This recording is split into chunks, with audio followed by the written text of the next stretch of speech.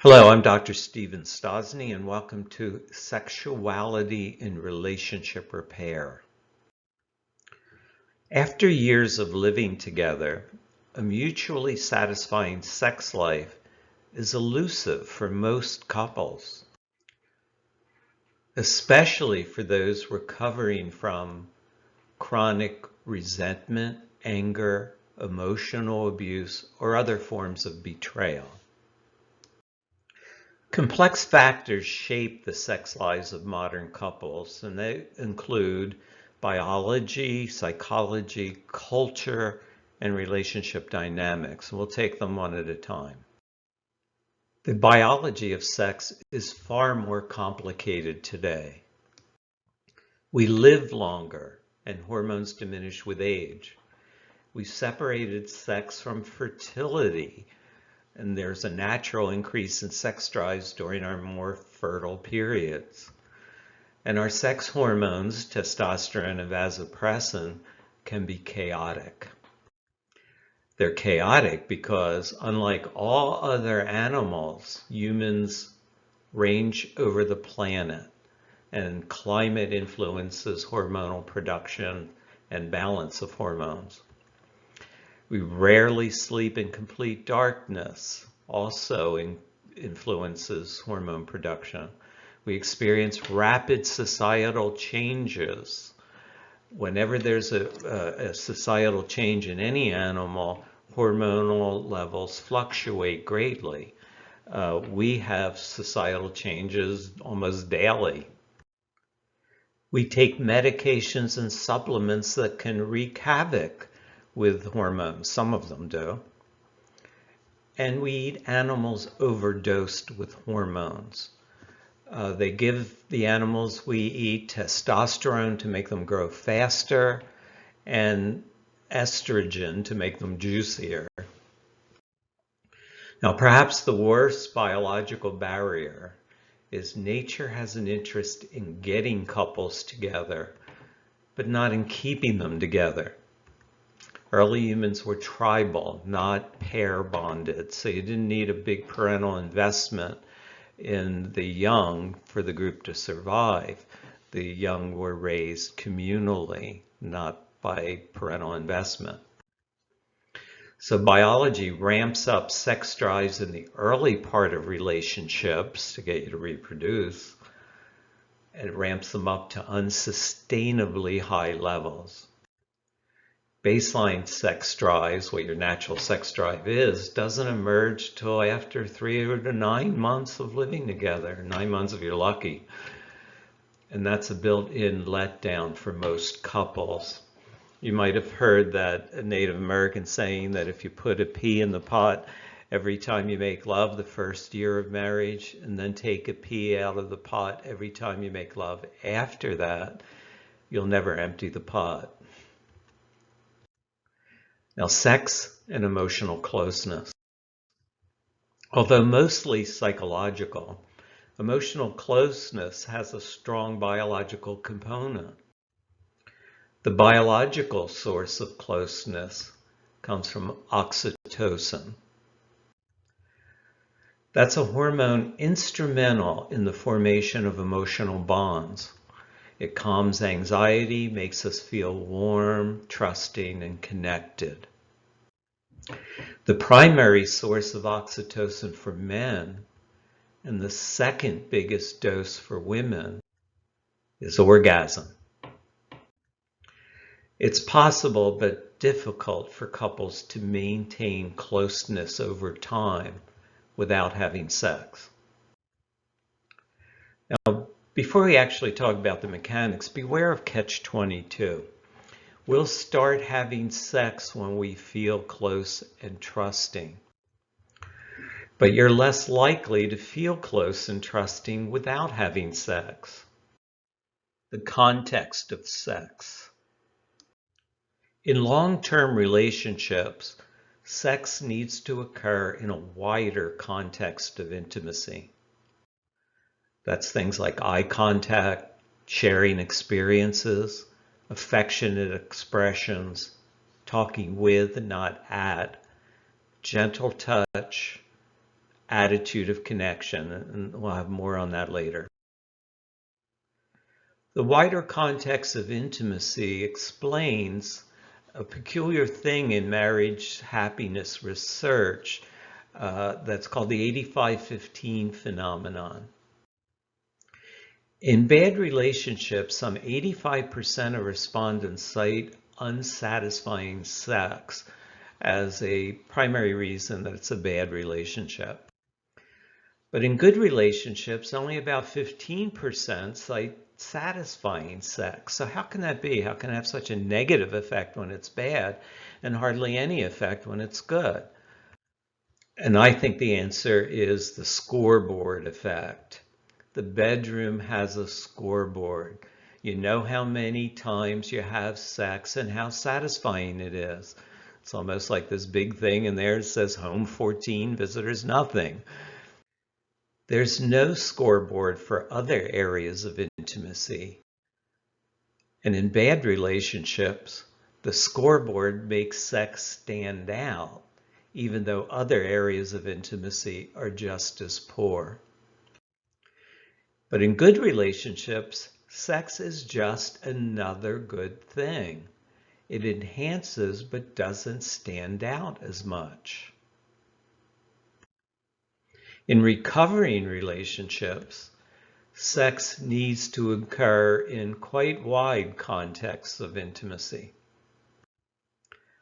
Now, sex and the limitations of empathy.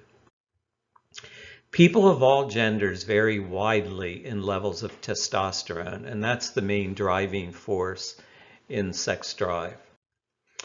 The different biology of low T and high T partners make it hard to empathize with each other. Now, high T partners think a lot about sex. They're stimulated by all their senses, and thoughts and fantasies cause arousal. So they turn themselves on, in other words. And they can feel physical discomfort in prolonged deprivation. Low T partners hardly ever think about sex. Their senses provide little or no sexual stimulation. They're unlikely to fantasize about sex until aroused. In other words, arousal causes sexual thoughts and fantasies. So once they're turned on, they can get really into it. It's just hard to get turned on. And they can feel quite comfortable never having sex. There isn't a physical deprivation that they feel. Sex and individual psychology. Every individual develops complicated impressions about sex, some of which can produce anxiety, even distaste for sex. Resentment and other relationship stressors exaggerate negative impressions. Now, cultural influences on sex. As an instrument of social control, most cultures heap guilt and shame on sexual activity. Yet we get a constant barrage of sexual imagery through the media. The combination of shame and frequent stimulation forms a continual cycle of shame and excitement. Excitement occurs when a barrier of shame or fear is overcome. A threat of failure or harm is necessary for there to be excitement. So you have to have a possibility of rejection or being physically hurt for something to be exciting. We like roller coasters because our bodies think we're going to die. And it's only really exciting to get undressed in front of someone you love if it's shameful to do it in the lobby of the hotel. And it's not exciting for nudists to get undressed in front of each other. The shame most cultures heap on sex, especially forbidden sex, makes it more exciting. In comparison, sex within a familiar relationship, and the word family comes from familiar, they have the same root, Familiarity makes it less exciting. Now, what we lose in excitement, we must reclaim through intimacy, closeness, and connection. And those are things you don't have with novelty. Novelty is more exciting, but intimacy, closeness, and connection comes with familiarity. Now, sexual dynamics. The typical relationship dynamic about sex is power struggle, unfortunately. The high T partner cajoles and coerces for more sex or more variety in sex, and the low T partner resists and vetoes. The high T partner feels rejected and isolated. The low T partner feels pressured, objectified, used. All right, now how do we build a healthier sex life? Never pathologize your partner's sex drive. You're frigid, or you're an animal, a sex addict. Both high and low T sex drives are normal and should be mutually respected. Now, as with any problem important to your relationship and your family's welfare, solutions should come from your core value. Think about the relationship you most want to have and let your deeper, more humane values guide you. Not your feelings, because they're going to be about the past and they're going to be about repeating past mistakes. If you want change, you have to act on your deeper values. Though different sex drives make genuine empathy impossible, see, empathy is identification with an experience of someone else because you've experienced something very much like it. That's not going to be true with high and low T partners. Now, while we can't feel empathy, we can and must develop a higher level compassion. Compassion about sex. Neither of you wants the other to feel uncomfortable, pressured, or rejected. In your core value, you want your partner to feel valued, loved, and desired. You want each other to feel pleasure and satisfaction. Now, this can help an attitude of connection. With an attitude of connection, regard yourself as emotionally connected to your partner, no matter where you are or what you're doing. So you can feel connected when you're apart. It's an attitude. Connective behaviors rise out of an attitude rather than the other way around. Make small connecting gestures throughout the day. Things like brief touch, gentle eye contact, smiles, embraces. Our boot camp offers what we call a power love formula that has these kinds of small connective gestures built into the routine that increases oxytocin and over the long run makes you more predisposed to sexual activity. With an attitude of disconnection, couples think and speak in terms of me, I, you, mine, yours.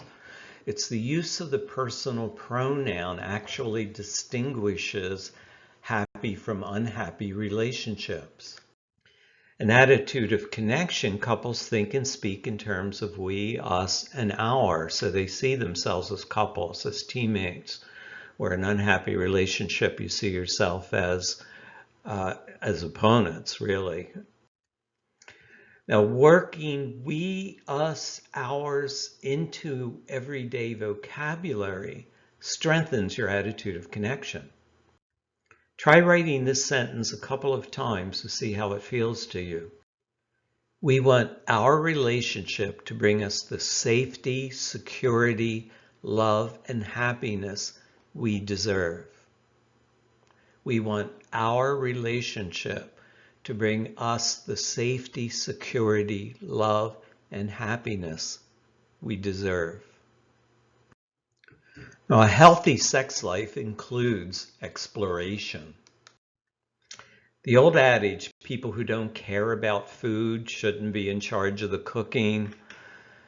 That's an old gourmet adage, I should say. Doesn't apply to sex in damaged relationships. The low T partner has greater leverage to develop a healthy sex life. If you're low T, think about your own sexuality and take charge of it.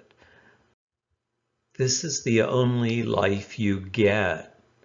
Do you want it to be sexually deprived? You are a sexual being.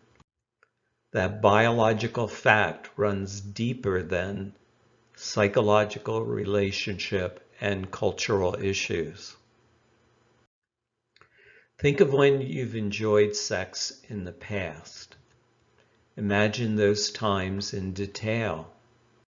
Take a few minutes each day when alone to think about sex. Explore your body. Discover what pleasures you. Experiment as a couple to find what appeals to both of you. Of course, closeness in a relationship is never just one partner's task. It's never a question of getting one partner to do something. The crucial question is always, what can we do to feel closer?